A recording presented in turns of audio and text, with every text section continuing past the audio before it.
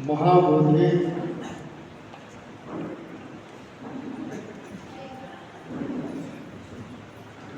महाविहार बोधि मंदिर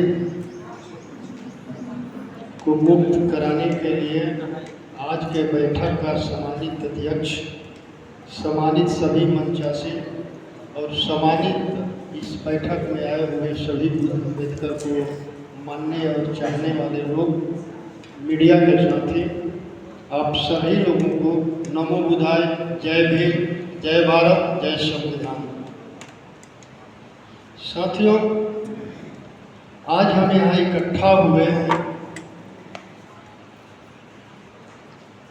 1949 में जो एक्ट महाबोधि मंदिर के लिए बना था, उस एक्ट को समाप्त कर महाबोधि मंदिर को मुक्त कराने के लिए, और जो आज देश की स्थिति है, उस स्थिति में हमें नहीं लगता है कि हम आंदोलन के बिना अपने मकसद में कामयाब हो सकते हैं। आंदोलन का बड़ा रूप होना चाहिए। जब तक लाखों की संख्या में महाबोधि मंदिर का घेराव नहीं हम करते हैं, वहाँ धरना प्रदर्शन पर नहीं बैठते हैं, तब तक आज जो सत्ता में बैठे सरकार है उसके कानों पर जू रेंगने वाला नहीं है। सरकार सोई हुई है, सरकार मनुवादियों के गोद में बैठी हुई है। देश में बैठे लोग मनु स्मृति से अघोषित देश चला रहे हैं। ऐसे में हम सभी बहुजन समाज के लोगों को, यानी 90% के लोगों को एकत्रित होकर के महाबोधि मंदिर मुक्त कराने के लिए धरना प्रदर्शन करने का जरूरत है। और हम तभी मजबूत होंगे कि जब हमारे 90% के लोग अम्बेडकरवादी विचारधारा को दिल में रखते हुए सत्ता ग्रहण करें। क्योंकि जब Gautam Buddha the light of Asia को जब कहा गया, उस समय भी भारत में मर्द वंश का शासन था, और जब सम्राट अशोक यहाँ का शासक थे, तभी बुद्ध के विचारों का प्रसार पूरे विश्व में हुआ। अगर हम महाबोधि मंदिर को मुक्त कराना चाहते हैं, मैं लोकसभा में ही कहा था कि जो केंद्र में बैठे हुए लोग हैं वो बुद्ध के खिलाफ युद्ध छेड़े हुए हैं। सबसे पहले बुद्ध के खिलाफ जो युद्ध छेड़े हुए हैं, उन युद्ध छेड़ने वाले को मिटाना पड़ेगा, तभी हम महाबोधि मंदिर को मुक्त करा सकते हैं। लेकिन वो नहीं हो सका। आज भी 6 महीना समय है बिहार का। बिहार के सत्ता में जो लोग बैठे हुए हैं मनु स्मृति को मानने वाले लोग, मनुवादी लोग हैं, और बोध गया ज्ञान की धरती है, बुद्ध की धरती है, और जहाँ ज्ञान की धरती है, जहाँ बुद्ध की धरती है, वहाँ अंधविश्वास की कोई जगह नहीं है। लेकिन जो सत्ता में बैठे हुए लोग हैं वो पूरी तरह अंधविश्वास, पाखंड, मनुवाद पूरे देश में फैला के रखे। उन लोगों का एक ही एजेंडा है, देश में नफरत फैलाओ, हिंदू मुसलमान करो, किसी खास वर्ग के लोगों को टारगेट करो।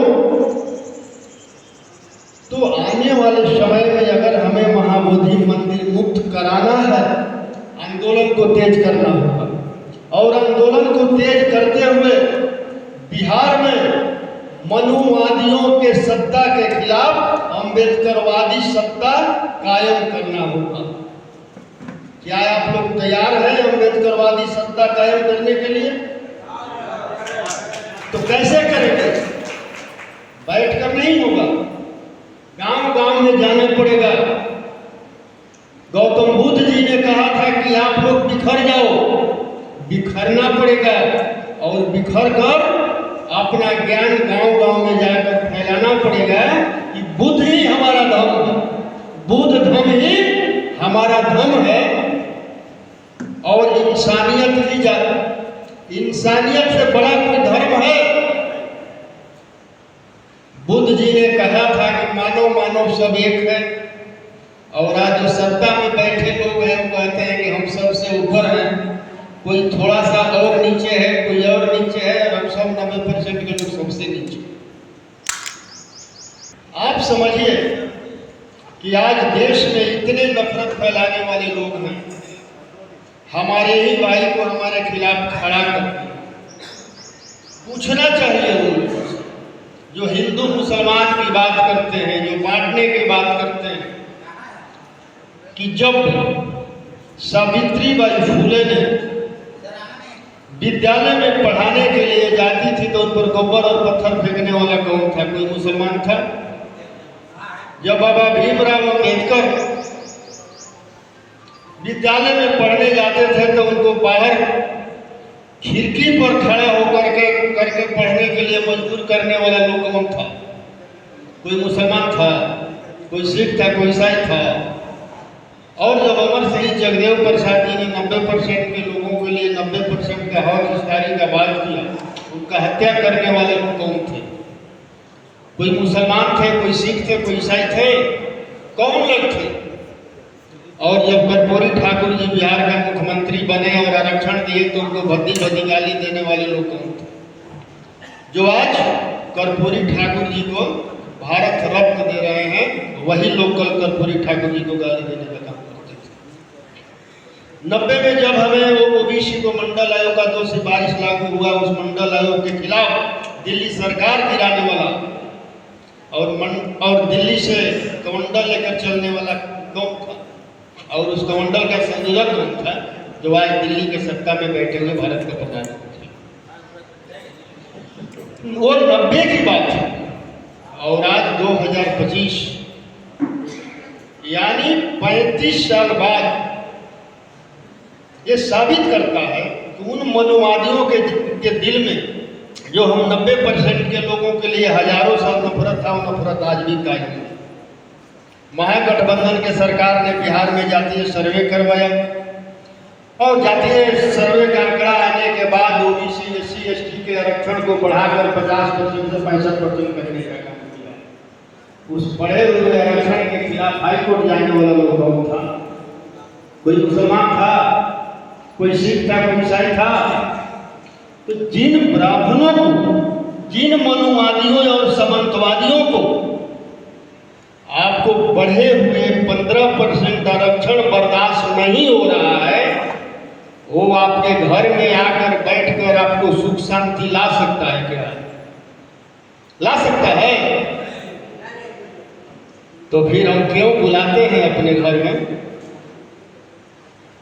अगर अपने लोगों को समझाना है तो सबसे पहला काम जो है बिचवलिए को हटाना पड़ेगा। जब तक बिचवलिया रहेगा तब तक बुद्ध धर्म का प्रचार प्रसार तो आप करेंगे, लेकिन वो जैसे ही आप निकलेंगे वो बिचवलिया आकर आपका मतलब समाप्त कर देगा, वहां पर मनुवाद कायम कर देगा। इसी के साथ मैं आप लोगों को आग्रह करते हुए कि महाबोधि मंदिर को मुक्त कराने के लिए आंदोलन को तेज करिए और पूरे राज्य में घूम घूम कर करके बताइए कि आज जो सत्ता में बैठे हुए लोग हैं वो बुद्ध के खिलाफ युद्ध छेड़े हुए हैं। अगर बुद्ध को स्थापित करना है, बुद्ध को बचाना है तो इन मनुवादियों और सामंतवादियों को मिटाना पड़ेगा।